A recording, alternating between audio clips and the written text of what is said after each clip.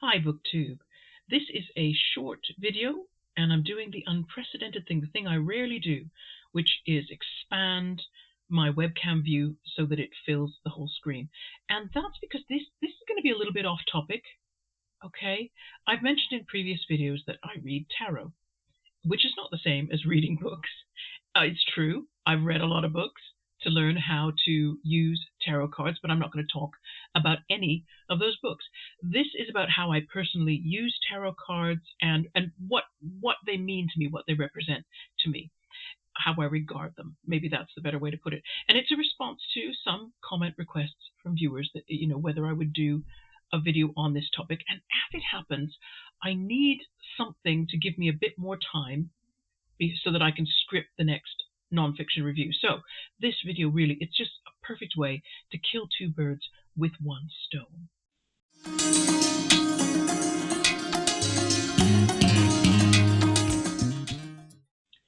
So before we get started, I want to do a shout out. I want to shout out to Meg at Books Off the Beaten Path. And it's because it was Meg that made the first request for this content. Meg is one of those BookTube creators who champions vintage books, vintage authors, takes the time to show them, to read them, to show them, to talk about them, and thereby she makes people aware of forgotten titles, forgotten authors, fun little reads, and pieces of social history too, really. I put a link to her channel in my description box. Now let's talk about tarot. The first thing people often want to understand when they think about tarot readers, tarot cards, and they want to know why people use them, is they want to understand what I think tarot cards can or cannot do. And I think that is important. It's important to establish that. And if I'm doing a reading for someone, if I was doing a reading for you, the first thing that I would say before we ever got started anything is, please remember, above all things, remember this principle: you are the boss of the cards are not the boss of you. And that matters to me a great deal. Tarot cards are not prescriptive. They are not the dark hand of fate coming down on your neck and holding you, rigid so that you cannot escape your destiny. No. Tarot cards are suggestive. Each card contains a number of images. Those images have symbolic meanings. There are different meanings in different cultures. There are accepted meanings for the symbols in those cards, absolutely, but they are also open, and most tarot readers, even not so great ones, understand that there is room for personal reaction and personal interpretation. In fact, there are tarot readers who don't trouble themselves with the accepted meanings, the book meanings, you might call them. They go entirely on their intuitive reaction to the cards. And if I'm doing a reading for someone, that is my number one priority, is to get the person whose reading it is to give me their intuitive reactions to the cards. I will bring in the accepted book meanings as suggestions or to help people to explore ideas, but really I am looking for those accepted book meanings to sync in a powerful way with the reactions that the person themselves is having to the symbols on the card. Do I think that tarot cards can predict the future? Yes and no, and that's not answering the question. Okay, let's you got to come from a very different place here. I think tarot cards offer ways to understand how you would most likely approach the future, anticipate how you probably will deal with the future, and by becoming aware of that, then you can also use the cards to make different choices about how you handle the future. And so in a way, is affecting and therefore predicting the future, if that makes sense. In my experience of readings, yeah, there is an uncanny factor. I cannot call it anything else than that. Even though people choose the cards without seeing them first, and even though they usually don't know any of the meanings, I am surprised at how often strangers choose cards whose accepted book meanings very strongly are applicable to their situation. And I can't explain that, and I don't worry about it. Just don't worry about it.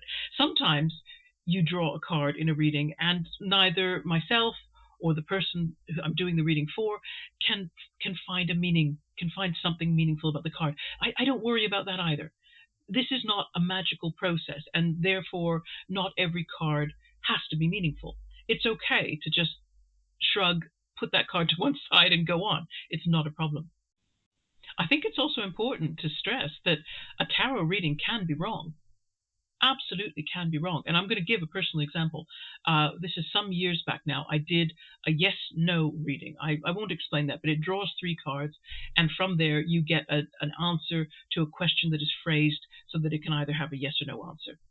And I did a reading at the request of the person. They wanted a yes-no reading. They'd been in a number of failed relationships, and they were getting frustrated. And so the question they wanted to know was, would they ever meet Mr. Right? That was the question, okay? Now, the conclusion we came to from the cards that were drawn was no. No, they wouldn't. And the 3 cards also, you can interpret them to give yourself a reason and understanding of why. And the understanding we came to was that the querent, and querent is the word that you use for the person who wants to have the reading for them.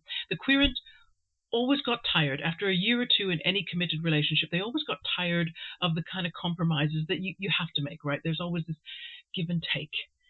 And they would always break up the relationship just so they could get that feeling of 100% personal freedom back again. That's the conclusion we came to after discussion. So it was a helpful reading because the querent came to that insight about herself by looking back at the previous relationships. She did go on, okay, wait for it. She did go on to marry someone, and I'm sure that was almost 10 years ago, and I've checked social media, and it looks like they're still together. So the reading was wrong, yeah, but then again, the purpose of the reading, again, isn't necessarily to predict the future in that sort of magical way, like this is, or that fateful destiny sort of way. In a sense, it did help the future, because I think for the first time, this person was able to look at themselves and go, okay, I see what's happening here. I get threatened or feel that I don't have any freedom, and the only way I can get personal freedom is to break up the relationship. And maybe what happened was they came to an understanding of some other ways that they could be in a committed relationship and still feel they had enough personal freedom so that the relationship could continue. The next thing that people usually want to know about tarot reading is how the reading actually takes place. I know most people think that tarot readings happen face-to-face, and a lot still do. But now, of course, technology makes it possible to do readings remotely, and personally, I really prefer to be as remote as possible from the person I'm doing the reading for. I'll explain a bit about that later. What I like to do is to use some kind of chat application like Facebook Messenger, WhatsApp, something like that, so that we can exchange text messages and photographs between myself and the person I'm doing the reading for, but we don't use it to make a video or a voice call. I don't hear their voice and I can't see their face. I prefer it that way. And what I do is I ask the person who wants the reading to use their own tarot deck, if they have one. They usually tell me which deck they're using. We have to agree that, because some decks are very creative. Their imagery, their symbolic imagery it's moved so far away from, there's a particular template, I guess you might call it, a deck that is the sort of the ground level or basis for most tarot decks, and that's the Rider-Waite deck. And most people who learn tarot learn from Rider-Waite's symbolism and the way it's laid out, and then they can branch out into decks that are based on Rider-Waite symbolism, and then beyond that there are just more creative decks that really go to interesting places, but you have to read them differently. The accepted meanings of cards don't apply, so you have to be more of an intuitive reader to enjoy that. I'm not really so great at intuitive reading. I tend to, learn book meanings, so I like to use a deck that is based on Rider-Waite symbolism in one way or another. So we either I can lend the querent a deck if they don't own one or they don't want to own one, or sometimes they do. They go ahead and buy their own, and we agree what they're going to buy, and then we go ahead and we agree a time that we meet on this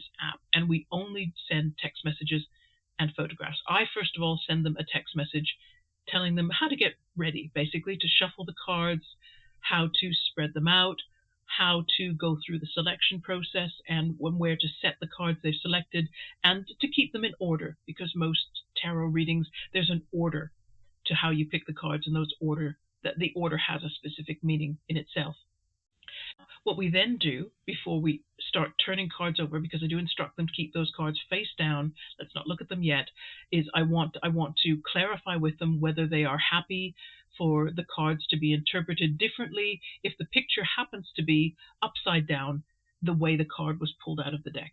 people are funny about this because they think that cards turned upside down or something like, I don't know, the pentagram. People get all kinds of weird ideas about it. And quite frankly, I would just not go ahead with a reading if I could tell that the person I was reading for was frightened, or they felt that the cards had some kind of magical or occult power. Then we just don't go there at all. Because I know that I'm with somebody who's just far too nervous about this, and they're going to start seeing the cards as some kind of great hand of doom. And I thought, no, we're not doing that. We're just not doing that. So once the querent has shuffled their cards, chosen their cards, laid them out in order, face down, and we've agreed about what we're going to do if the card is upside down or right side up, and we've done all that, then I ask with a text message if the querent would turn the first card over so they can see the image, and if they would photograph it and send me the photograph.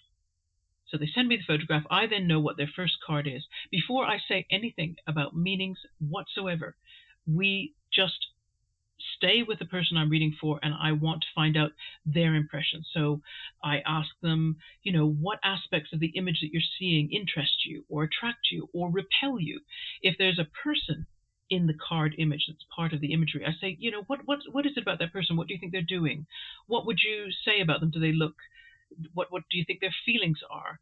What do you think they want? And what are they doing to get what they want? And these impressions, these are really critical to the reading. They're what determine which aspects of the accepted meanings am I even going to bring into this discussion. Because if the person I'm reading for is attracted to one particular symbol that is, off to one side in the card, I'll forget the main issue and we'll focus on that image, because that's pulling them. And I feel that whatever attracts a person in a card is usually where we need to go with that card. And also, and this is, I suppose, part of my fundamental belief about what the cards are. This is about the person I'm reading for. I believe that people usually know what they want. They really know the answers to the questions already that they come to a tarot reader for, but they may not be conscious of what they actually want, or conscious of how they tend to go about getting what they want normally, and what their expectations for life are behind all that, because that can make a difference. That can make a difference between whether you truly get what you want or you don't, is whether you've got your expectations set correctly. So really, it's their personal reactions to those cards that are probably really strong clues to what subconsciously is going on in them. And it's that exploration of their subconscious that we really want to get to, because that brings things out into the open, into the conscious mind, as to how they are operating and what it is that they're expecting from life generally. There are several things that I think are advantageous about this remote style of reading. The critical thing, I think, is I can't see what the person I'm reading for is doing. I can't see them shuffling the cards. I can't see them laying them out. I can't see them selecting however many I tell them to select. And I can't see their body language each time they look at a card. I can't hear their tone of voice as they're reacting or telling me about anything. They have to do it all in text.